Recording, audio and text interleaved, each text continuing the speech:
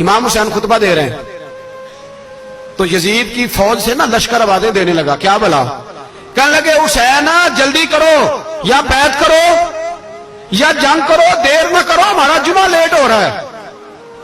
بلے ہو نمازیو، ہمارا جمعہ لیٹ ہو رہا ہے۔ جمعہ حسین کو شہید کریں گے، گردن کاٹیں گے، پھر جمعہ پڑھیں گے، نماز پڑھیں گے، اور نماز میں کہیں گے اللہم صلی علی محمد وعلی، یہ نمازی ہیں۔ اہل بیت کی گردن پہ چھری چلائیں گے، پھر نماز پڑھیں گے اور کہیں گے اللہم صلی علی محمد وعلی۔ بلے ہو نمازیو، علامہ ہزاروی کہا کرتے تھے بلے ہو نمازیو۔ کیسے نمازی ہو کہ اہل بیت کی گردن پہ چھری اور ساتھ ہی اللہم صلی علی محمد وعلی، یہ کیسے نمازی ہو؟ یہ آج پوری دنیا کا حکمران اللہ ماشاءاللہ اسی طرح کا نمازی ہے۔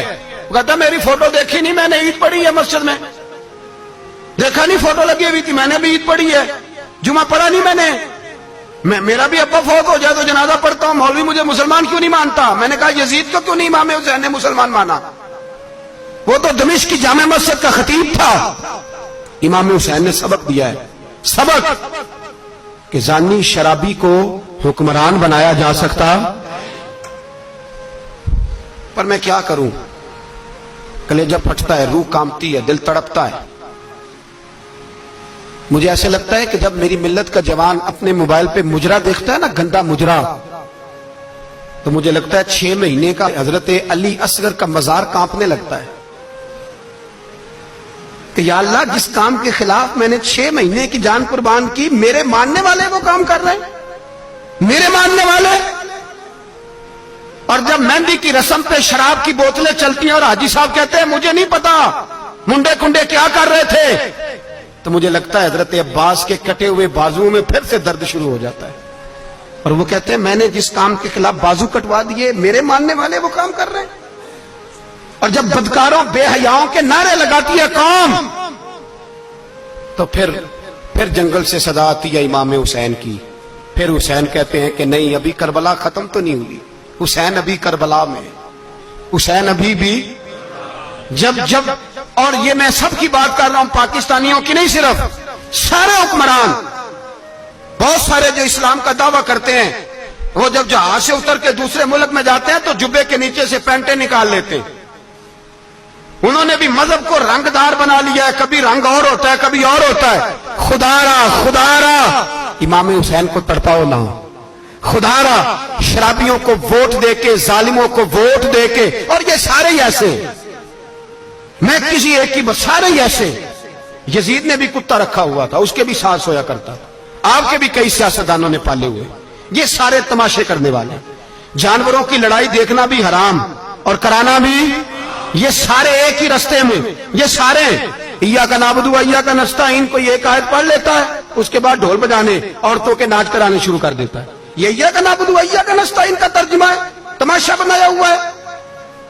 اور وہ جن کا بڑا دعویٰ ہے کہ ہم نے بڑی مسجدیں بنائی ہیں، اتنی رسوائی کے بعد بھی انہیں شرم نہیں آئی کہ کتنے رسوا ہو گئے۔ ابھی خیال کریں، ہمارے ملک میں تو ایسے ٹاؤن بنے ہوئے ہیں جنہوں نے سب سے بڑی مسجد بھی لاہور میں بنا دی، اور کچھ دنوں کے بعد انہوں نے کہا جشن بہاراں بھی بناؤ، پتنگ بازی بھی کرو، سارے کام ہی کرو، راضی رہے رحمان بھی، خوش رہے شیطان بھی، معاذ اللہ۔ امام حسین نے اس سوچ کے خلاف جہاد کیا ہے، فرمایا نا لا الہ الا، دوسرے کی گنجائش ہے نا نا نا نا، شرابی کی گنجائش ہے، اس لیے کہ لا الہ الا، مسجد ہوگی تو پھر کلب نہیں ہوگا، لا الہ الا اللہ۔ اگر اللہ کا نام ہوگا تو پھر بدکار بے حیا کی گنجائش ہے، اس لیے کہ لا الہ الا اللہ، وحدہ لا شریک، دین میں کسی گند کی گنجائش ہے ہی نہیں۔ یہ فکر ہے امام حسین، یہ سوچ ہے۔ ہمارا حکمران کہتا ہے مولوی صاحب نماز پڑھنے سے کس نے روکا ہے، سارا دن پڑھو، ہم بھی مسجد بنا کے دیتے ہیں، ہماری طرف سے 5 کلے زمین میں بناؤ، ہمیں نہ چھیڑو، شراب کباب بند نہ کراؤ۔ آپ دیکھ لیں دبئی کے اندر کیا ہو رہا ہے، شیخ زید اسلامک سینٹر بنا، اتنی بڑی مسجد دیکھنے کو دل کرتا ہے، لیکن چند کلومیٹر پہ کلب بھی بنا ہوا ہے، سارے تماشے۔ بس امام حسین نے کہا ہے کہ مسجدیں بنے گی، کلب نہیں بنیں گے۔ یزید کہتا تھا مسجد بھی بناؤ اور شراب خانہ بھی بناؤ، امام حسین نے فرمایا نہ، شراب خانہ نہیں بننے دوں گا۔ اس نے کہا ٹھیک ہے نماز کے وقت نماز اور صبح یہ فرمایا نا لا الہ الا اللہ. اور کس طرح کا امام حسین نے؟ آپ نے فرمایا خود ہی کا سر نہاں. اقبال ترجمہ کرتے ہیں خود ہی کا سر نہاں لا الہ الا اللہ, خود ہی کا تیغ فسا لا الہ الا اللہ. اگرچہ بت ہیں جماعت کی آستینوں میں پر مجھے ہے حکم ازاں لا الہ الا اللہ. اور بہار ہو کے خزاں لا الہ الا اللہ. اور پھر بول پڑے اقبال اور کہنے لگے اگر یہ دور اپنے ابراہیم کی تلاش میں ہے, یہ دور اپنے ابراہیم کی تلاش میں, کیونکہ صنم کدا ہے جہاں لا الہ الا اللہ. اور اس کا ترجمہ انہوں نے کہا تھا نا یہ دور اپنے ابراہیم کی. ہمارے شہر کے بزرگ تھے شیخ عبدالصبور بیگ منشور ہزاروی علیہ رحمہ, انہوں نے ترجمہ کیا. وہ کہنے لگے اس شاہ مشرقین کی, اس نور عین کی. مجھے حضرت صاحب کا یہ شعر بڑا ہی پسند ہے, بڑا ہی پسند ہے مجھے ان کا یہ مصرع بڑا ہی پسند ہے. اور میں ان کی قبر پہ جب ان کے انتقال کے بعد آگے بڑھا فاتحہ کے لیے تو پھر بھی میرے کانوں میں ان کا یہ فکرہ گونج رہا تھا. وہ کہا کرتے تھے اس شاہ مشرقین کی, اس نور عین کی, مطلوب ہے جہاں کو قیادت حسین کی. ہر سو یزیدیوں کا زمانے میں زور ہے, ہر سو یزیدیوں کا. دیکھو بزرگ کیا کہتے ہیں, ہر سو یزیدیوں کا.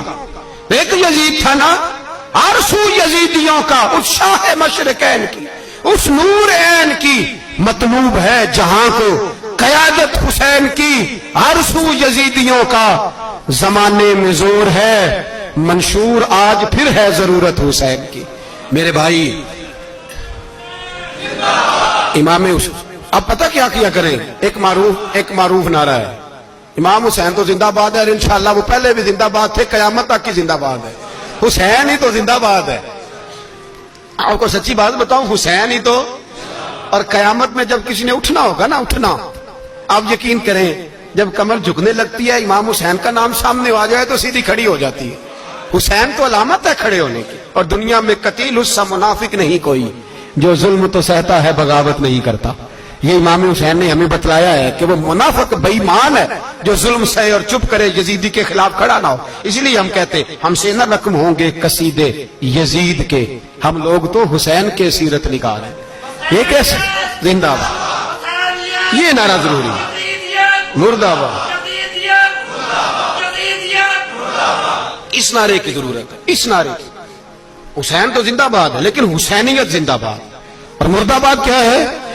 اس لیے کہ یزیدیت بھی مری نہیں, یزید مرا پر یزیدیت وہ سسکتی ہے, دم توڑتی ہے, پر کسی نہ کسی رنگ میں, کسی نہ کسی کی شکل میں اٹھ کھڑی ہوتی ہے. اسی لیے اقبال نے کہا ستیزہ کار رہا ہے ازل سے تا امروز, چراغ مصطفی سے شرار بو لہبی. اس نے کہا ہر جگہ کہیں نہ کہیں حضور علیہ السلام کی روشنی سے کوئی نہ کوئی لڑنے کی. کھڑے کرو اپنے آپ کو. کیوں ظالموں کی مدد کرتے ہو, کیوں بے ایمانوں کے سپورٹر بنتے ہو, کیوں ان لوگوں کے نعرے لگاتے ہو جو یزیدی ہیں؟ حسینی بنو, حسینی بن کے زندہ رہو. کوئی کھا نہیں جائے گا, کوئی کھا نہیں جائے گا. یزید مر جایا کرتے ہیں اور حسینیت آج بھی زندہ ہے اور قیامت تک زندہ رہے گی. جو شرابی ہے, زانی ہے, بدکار ہے, اگر تو آپ کی تبلیغ پہ بات آ جائے تو ٹھیک, ورنہ آپ کا اس کے ساتھ دوستانہ رکھنا بھی حرام ہے. کیا فتویٰ دیا میں نے؟ حرام ہے, حرام. اگر آپ کا دوستانہ ہے تو پھر 9-10 محرم کو دیگ نہ پکانا چاول کی, اس لیے کہ امام حسین کو تیری بریانی کی کوئی ضرورت نہیں. تیری باسمتی اور چھوٹا گوشت سنبھال کے رکھنا گھر میں, کوئی حاجت نہیں. اگر شرابی, کبابی, زانی, بدکار سے دوستانہ ہے, اگر محلے کے غریبوں کو گالی دینے والوں کے ساتھ تیری دوستی ہے تو پھر 10 محرم کو چاول کی دیگ بالکل نہ پکانا. اس لیے کہ یہ کوئی تماشا نہیں کہ دوستی قاتل سے بھی مقتول سے یارانہ بھی, کوئی مطلب نہیں اس بات کا. امام حسین کو ماننا ہے تو پھر ڈٹ کے مانو, مظلوموں کے ساتھ کھڑے ہو جاؤ, غریبوں کے ساتھ کھڑے ہو جاؤ, برما کی بات کرو, برما کے مسلمان کی بات کرو, فلسطین, کشمیر, ان سب کے حق میں مسلمان اس وقت کھڑے ہوں گے جب سوچ حسینی ہو جائے گی, جب نظریہ حسینی ہوگا پھر کھڑے ہوں گے.